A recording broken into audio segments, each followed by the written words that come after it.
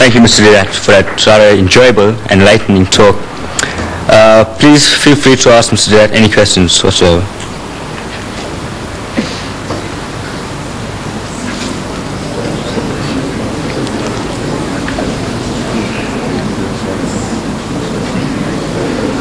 Yes, my child. Are Jews and Muslims enemies?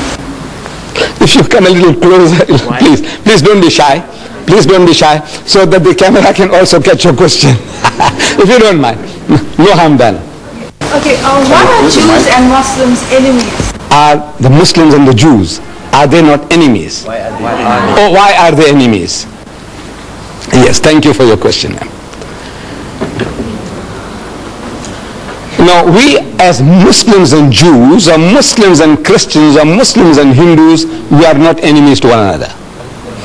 But we are at war. The Jews and the Muslims are at war. What are they fighting about? They are fighting for a piece of land called Palestine. My brothers, the Arabs, they say Palestine belongs to them. My cousins, the Jews, they say Palestine belongs to them. It's a battle for the land. We have between brothers and brothers. Brother, they all, among us especially.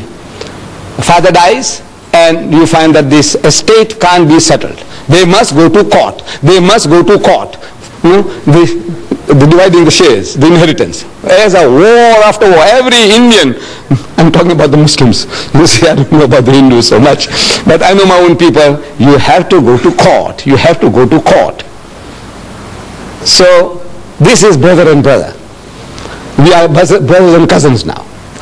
And both are claiming the same piece of land. What are the rights and wrongs of it? Now that is something that we can discuss. We can talk.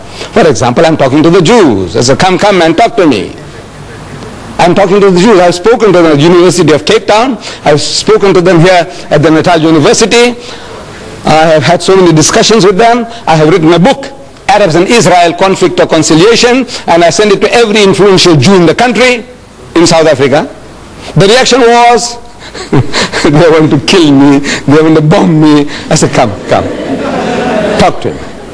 See, I got it all recorded, when they phone up and they use abusive language and what they're going to do to me and all that. I said, come and talk.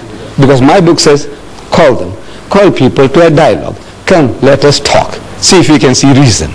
So, it is not Muslims want to kill Jews or Jews wanting to kill Muslims. Because we have lived together, Muslim and the Jews, for over 1,000 years, no problem. You see, in Spain, the Muslims ruled Spain for 800 years. And the Jews were the second highest in the hierarchy, doing work among the Muslims. The greatest achievement of the Jews was by the Jews in Spain and the Muslim rule.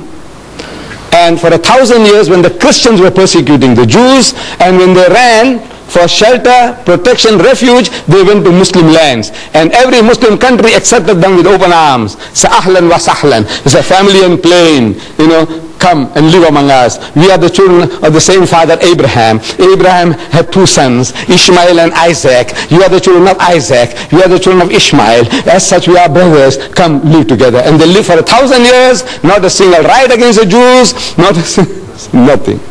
The only time the problem started was with Palestine.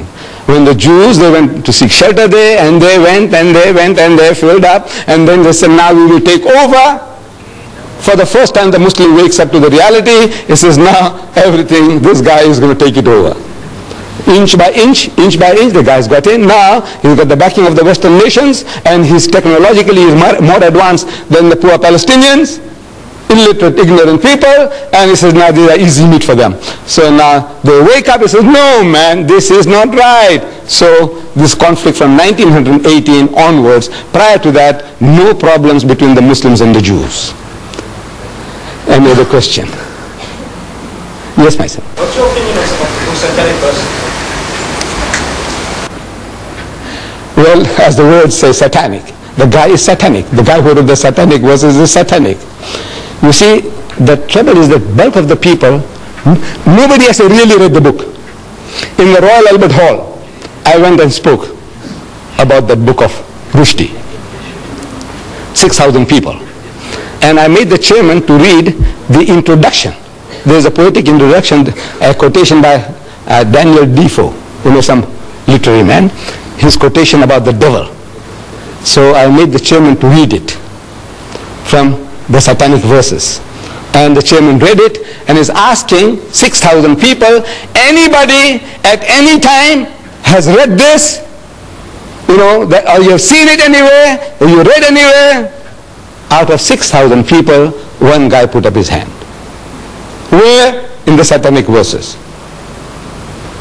Then I'm asking the people, the audience. I said, you see, Rushdie has something special to tell about you Londoners. I said, on the very first page, he calls you all bastards. You Londoners are all bastards. Do you know that? No. I said, Londoners, I said, whether you are an English Londoner, or a Pakistani Londoner, or a Sikh Londoner, or a Hindu Londoner, you are a Londoner, you are a bastard. Shocked. I said, look, what have you been reading? You say this book is very good. I said, come on, talk to me. Then, of course, it was more than an hour's talk. I'm giving him what he says about Rama, what he says about Sita. Did you read it? He says, no. I said, you will want to kill him, you. What he says about you white people? The whole white race is his white women, no mine, fat, Jewish or non-differential. White women, I can't say. There are other words. What they are good for. I can't. But I said, now you talk to me. You want to know? I said, you white man, you know what he says about your mother, your wife, your sister, your daughter. You Jew, you know what he says about your mother, your wife, your sister. I want to know what are your reactions. Then this is what he says about Rama and Sita. This is what he says about all of your whole white race. And on and on and on. The filthiest, dirtiest book in my life I ever came across was the satanic verses. Really satanic. Keep away from it.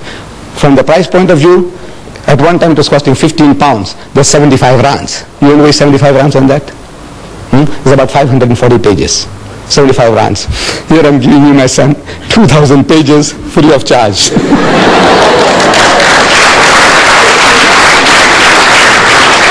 Yes. Deedat, just a while ago, you told me that Allah is very merciful and Allah ever merciful. Now, I know someone rushed you or terribly wrong, but anyway, we're living in the modern times now, and we have freedom of speech and freedom of writing. But that's besides the point. If Allah is merciful, who are we as people to impose judgment on Rushdie? Because, you see, we didn't create Rushdie. He was created by God himself. Right? And who are we to formulate opinions and impose death sentences upon him when we have God himself to decide? Now, if Allah is merciful, why can't we be merciful? Beautiful. Beautiful. I'm an atheist student, right? And my scriptures teach you to be obedient, merciful, and sympathetic to whoever we meet. Now, we must sympathize with Rushdie. We understand he has a problem, but we're not in a position to impose death sentences upon him as the late Ayatollah Khomeini did. Now, I appeal to the Muslim people and Muslims in general to forgive Rushdie and give him a break and allow him to apologize and take back his case.